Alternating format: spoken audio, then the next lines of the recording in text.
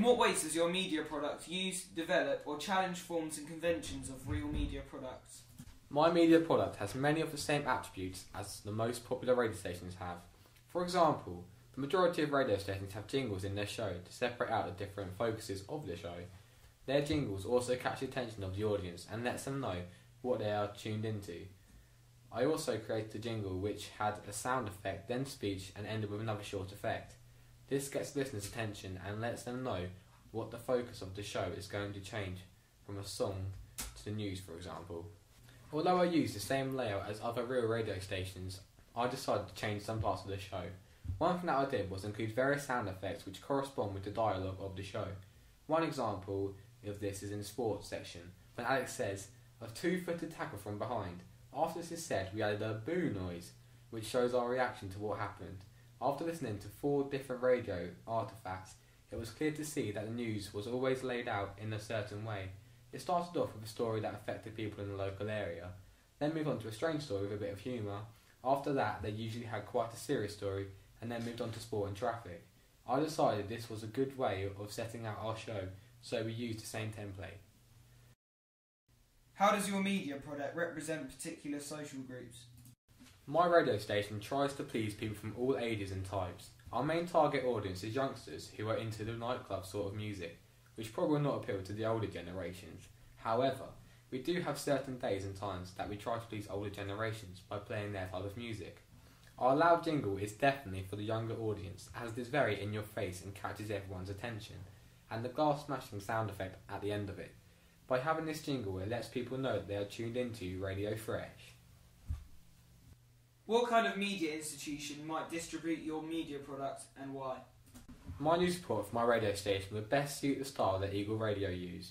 This is because we started with a story that will affect people who live locally, with our story about ice making conditions dangerous, and then moved on to quite a peculiar story about scientists being able to communicate with animals.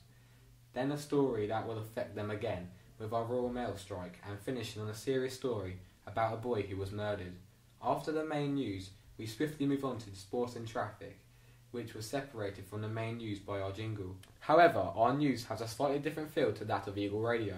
For example, we talked in much a more casual way and used repetitive music in the background to give a younger feel. Who would be the audience for your media product? My audience for my media product will mainly be teenagers and young adults. This is due to the choice of music we're playing, and the style of dialogue and the jingles, which are all to attract the younger generation. However, we also try to please the older generations by having old classics from 10 AM to 3 PM. This will allow them to listen to what they like, whilst most youngsters are at school, college and work. By doing this, it means that I attract most people, depending on their age, will determine when they listen to my radio station. How did you attract or address your audience? I attracted my audience by having a loud jingle with a short guitar sound effect, which would catch the attention of the listeners, and let them know that this radio station is going to be loud and in your face. This will attract the younger generation, as this is how they act as well. In our news, we have quite a formal jingle which lets people know that the focus of the show is changing to the news.